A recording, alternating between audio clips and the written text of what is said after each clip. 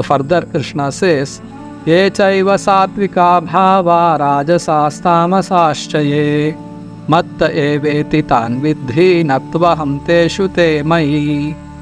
All states of being, be they of goodness, passion or ignorance, are manifested by my energy. I am in one sense everything, but I am independent. I am not under the modes of this material nature. So the three modes of material nature, which is influencing all living beings, they emanate from Lord Krishna.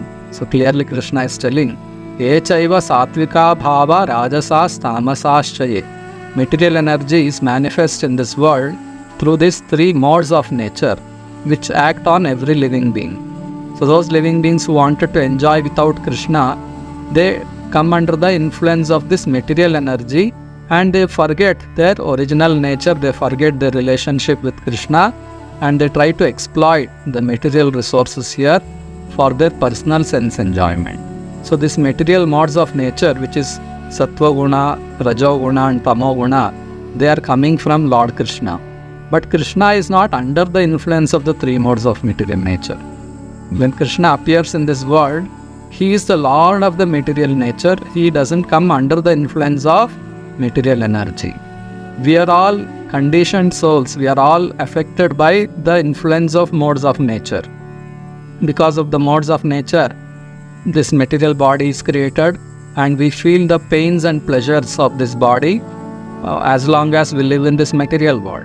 But Krishna, his body is spiritual, Satchidananda. He is not having any material body as such.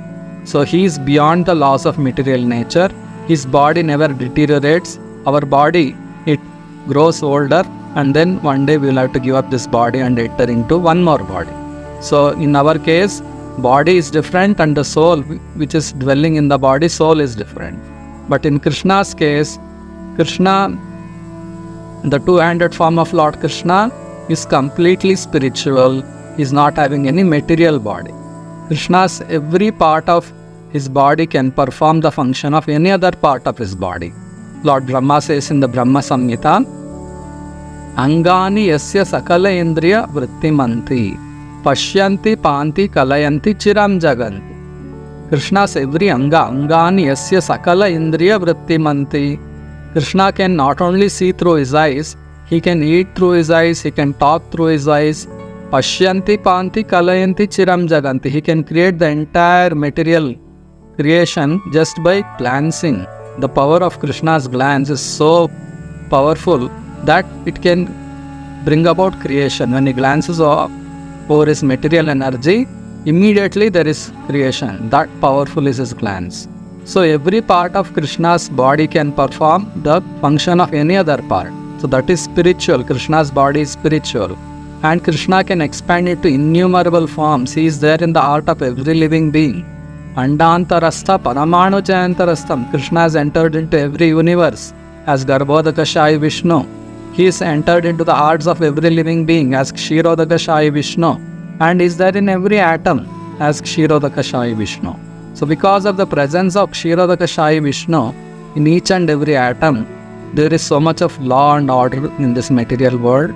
And without Krishna's presence, nothing can happen in this world. So it is Krishna from whom this material energy is manifest. The three modes are emanating from Krishna, and he is not under the influence of the three modes of material nature. He is the master of material energy. So Krishna further says, Tribhir gunamayer bhaverebhi sarvamidam jagat mohitam na bijanati mamebhyah paramavyayam. Deluded by the three modes, goodness, passion and ignorance, the whole world does not know me, who am above the modes and inexhaustible. So as I was explaining, because we are all conditioned by the three modes of material nature and we all wanted to enjoy without Krishna, we have forgotten our original relationship with Krishna and we are trying to avoid pains and we are trying to increase pleasures of this material body. And due to ignorance, we think that our enjoyment is in increasing sensual pleasures. So we are busy in acquiring those sense objects. So to acquire those sense objects, we work hard and earn money, and through that money we want to acquire various objects of pleasure. This is going on in this material world. But Krishna is clearly telling that because of being influenced by the modes of nature, we are all so much illusioned that we don't know Krishna. We don't understand that the root of everything is Krishna. It is from Krishna everything happening. We have forgotten that our pleasure is in pleasing Krishna, and we are thinking that I am the body and trying to enjoy bodily pleasures. So in that way we are in the grip of material energy. So further Krishna says how to overcome this material energy. Even though material energy is inferior by nature and we are all superior energy, still the material energy acts so wonderfully by the order of Krishna that it deludes us, it brings us into illusion, and we are captivated by the material energy.